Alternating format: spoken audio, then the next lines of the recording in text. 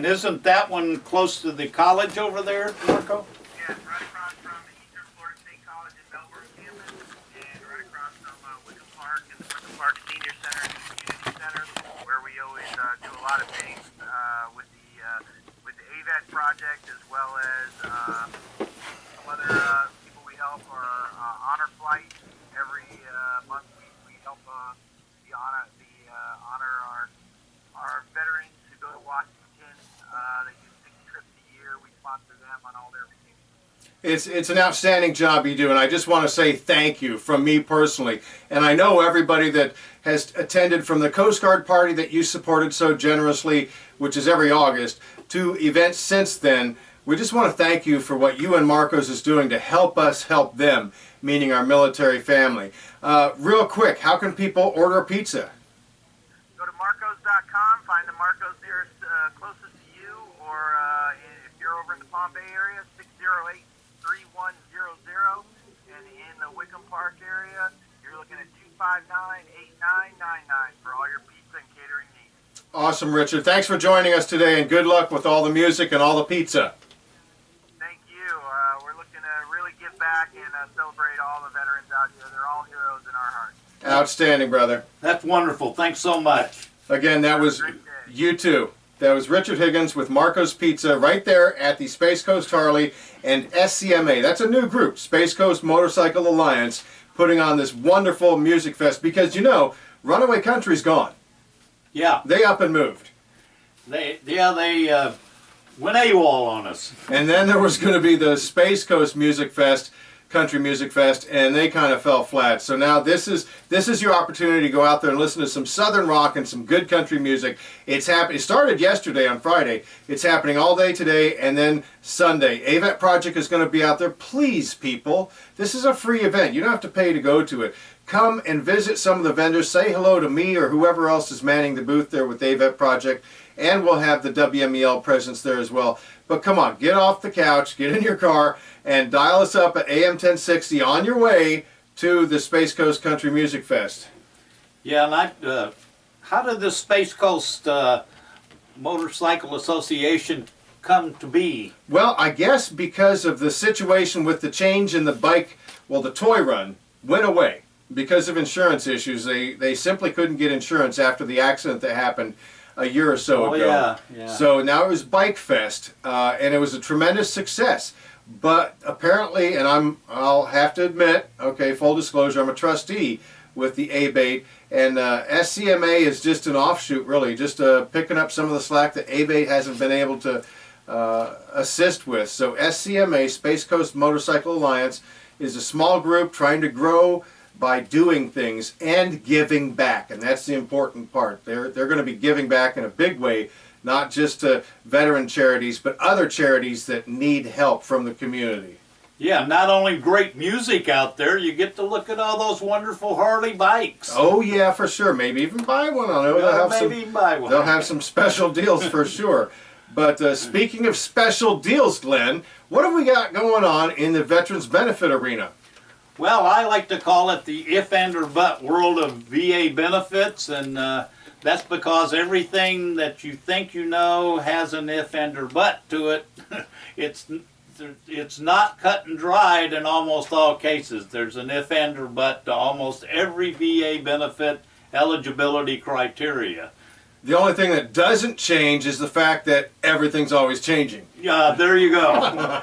Well, for a start, there was a recent court decision, Dent versus McDonald, in July of last year, and it said that this is an unfortunate one. The Veterans Court, which is outside the purview of the VA, yes, the Veterans Court found that a veteran will still owe an overpayment even if the VA fails to act in reducing the award in a timely manner. So it's all on you. Okay, so set that up as an example real quick, because I learned by example.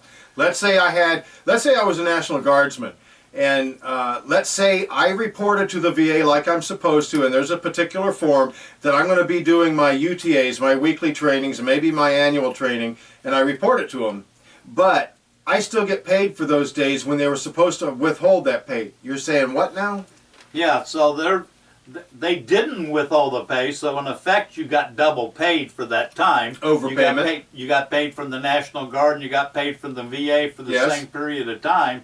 And they don't reduce it, for quite a while. And then in some kind of an audit or internal review, they find out that you owe them that money back, then you still owe them that money back. It used to be, in my days as the manager of the County Veteran Services team, that if the VA made the mistake, you could make the case the VA made the mistake, why should I be liable? In almost all cases, the VA would say, okay, yep, we're liable, we messed up, you don't owe the money back. Not so anymore. And that's by via of a court case through the Court of Appeals for Veterans Claims. That's right. So, Well, that's not very nice. no, it's not very nice. It's not very veteran friendly. Well, now, again, all you guardsmen or reservists out there, follow that example because it happens too often, Glenn. They may say that they reported to the VA. Maybe they did. Maybe they called the 800 number and say, hey, on these weekends I'm going to be on duty, so withhold my pay. Because maybe they have a 10% evaluation for something or a Right. 20%. So they're getting money every month from the VA, which is tax-free. But then when they go on duty status, that period of time during the month has to be declared so that the VA, like you said, doesn't double pay them.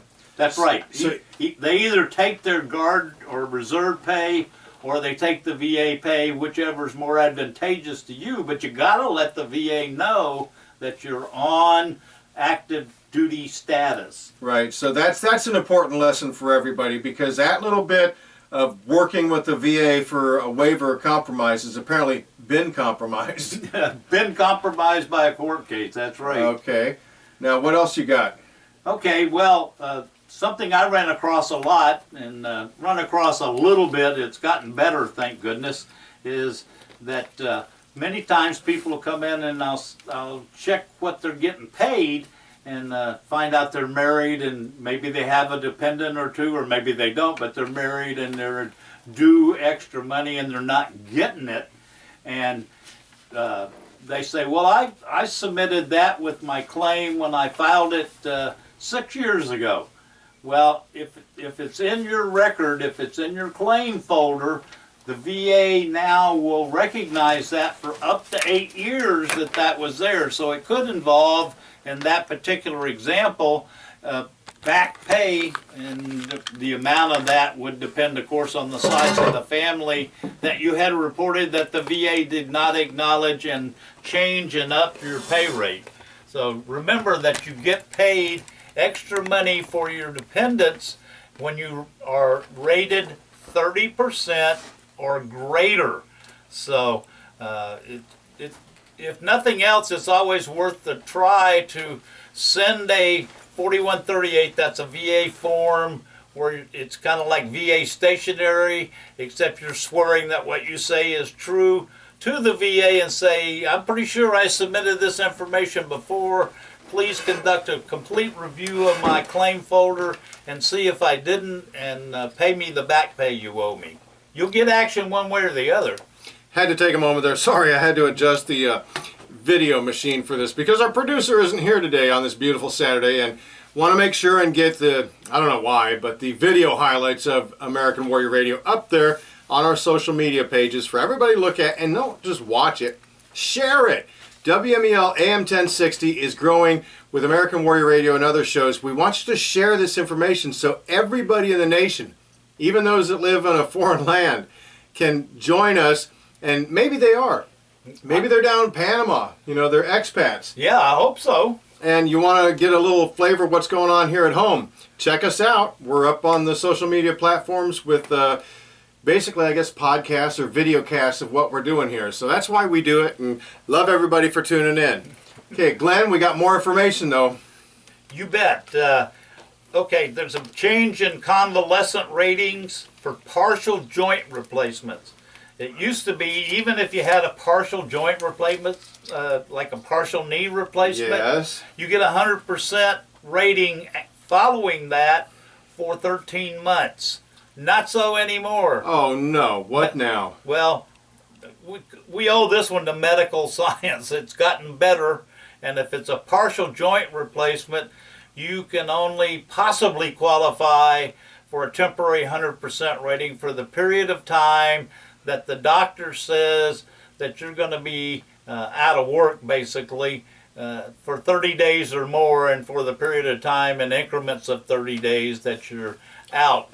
Otherwise, it has to be a total knee replacement in the example I'm using, or any other major joint. It has to be a total joint replacement, not a partial joint replacement. Okay, and you do make a good point. They adjusted the schedule. Now, for instance, if you're a vet out there, female or male, and you had a partial knee replacement, and the doctor says you're going to be out for 2 months, under paragraph 30, under Title 38, you're going to get paid this convalescent rating, this 100% rating, for that injury itself, for that disability itself, over and above what else you're getting. So you could be easily into SMC, depending on what your evaluation or rating is right now.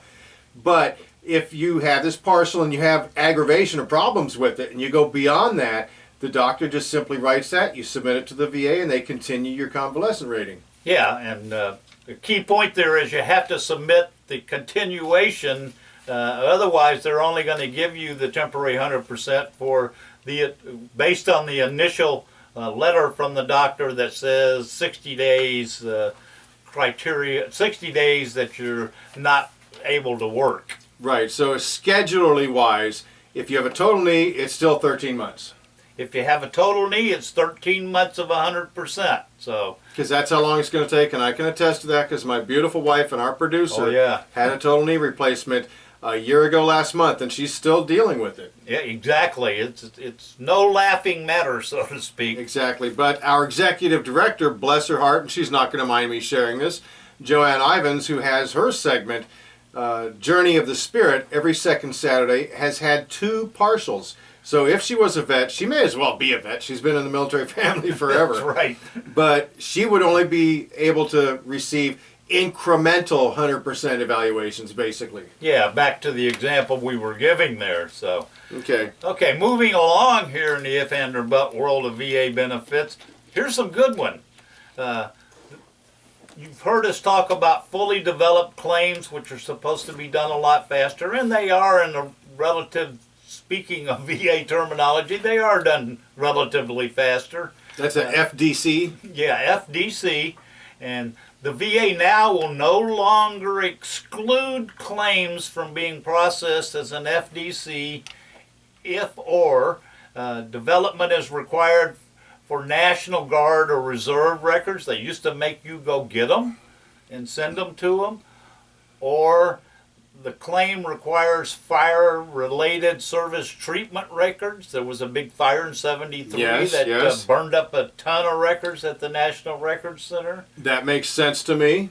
They reconstruct those, though, don't they, Glenn? I mean, they do their best to try and reconstitute records that were lost. Yeah, but before they were taking them out of the fully developed claim process, so you just went back in the regular claims process, which the big old pile has averaged a year or more to get an initial decision on those puppies. Right. Okay, well, that's a plus. Yep.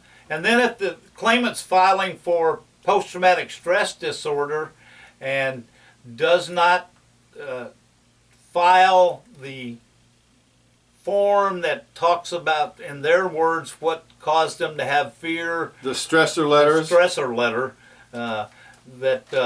They'll send that to you. You fill that out and send it back, and it still will be processed as a fully developed claim. I like this. Yeah. As it should be. All things being equal, I mean, there's not other things missing from the claim that they need to rate it. But. Right. Okay, yeah, if there's something simple that you didn't include, it could get rejected. But if you're a PTSD filer and you didn't know about that form, that stressor letter form where they have you basically relive the experience, thank you very much. Yeah. They're going to send it to you. You're not going to lose your place in line, and it's going to continue as an FDC. And even if there's other evidence already in your record where they can concede a stressor or fear or you have a combat decoration. Purple Heart would qualify, Silver Star, You bet. anything for valor.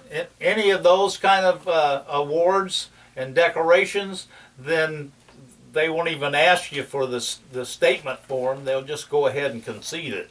Yes, and it's unfortunate if you get a letter saying fill all this stuff out and you happen to be a Purple Heart recipient, you need to get on the horn. You Yeah. need to call Glenn or somebody else, some accredited representative, because they've done you a great disservice. They're asking you to relive an experience where they have to, by law, concede the stress. So they have to say, oh yeah, you were in the mix. We don't need to know what happened to you. We know you were subject to a stressful event. Yeah, and sometimes filling out that VA form for the stressor Dig up can some more. bring on additional problems. So I think that's a great change. Yeah, that's some positive. So out of the things you've mentioned so far, we got some bad ones. Some we don't really favor. Some we understand that had to be reduced, like Yeah. the partial need thing. And some that are favorable. That's pretty positive overall. Yeah, not bad, not bad. And so from there, I'm going to switch over to Florida benefit, and that's education benefits for veterans and their families. And if a veteran is rated 100% or died from a service-connected disability, his spouse and children are entitled to a Florida scholarship, which is free education Free. at a state university or college. So, This is impressive. This is something that you get in Florida. You may not get this in Virginia. I don't know. yeah, and You need to check every with your state state. will be different. Yes, Yeah, good that we know point. for sure. Yeah, and also Florida will waive undergraduate level tuition, so that means below a bachelor's degree, at state universities and community colleges for Florida recipients of a Purple Heart or other combat-related decorations that are superior in precedence to the Purple Heart. So there's a good one. No, that's a good one to end on for sure. And I love the restaurants like Texas Roadhouse that have a Purple Heart parking spot. If you have a Purple Heart, you get to park there. It's set aside for you. We want to encourage businesses to do that. Another thing we want to encourage, Glenn, at the end of every episode is this information. Yeah, if you're a veteran experiencing crisis or, God forbid, for contemplating suicide, call the Veterans Crisis Line, 1-800-273-8255. Press 1, and as always, don't forget, thank a vet. Yeah, we got it in. It's below 22. Yeah, I was going to say just repeat it, but that was perfect. Because it'll be good. Where did that go? I only talked about 3 things. Nuts, ain't it? But that was a good episode. Plus, we have Saturday off. Yeah. Yay! No kidding. Now, the 27th is going to be a bugger. I don't know what the hell I'm going to do. Just like today. I'm not done yet. So I have to go to the damn DVB thing. The what? The reunion, the VVB, Vietnam and All Veterans of Brevard Oh, reunion. Put that, because I may need that again. That's in April. Yeah, but the meetings are now, it's going to be... You're It's talking gonna about a be- meeting, not a... Oh, yeah, the meeting. Okay, a thing. Meeting. An actual event. Yeah. So, What time's the meeting? I'm not even sure yet. I think it's at 6 or 6:30. Oh, well. So I'm that's- stuck because I have to go home. I have to check in on Kim. She's doing better. oh, that's She went good. down Monday hard, and then what is today? Thursday? Yeah. No, Monday she was half at it. Tuesday she was down and out.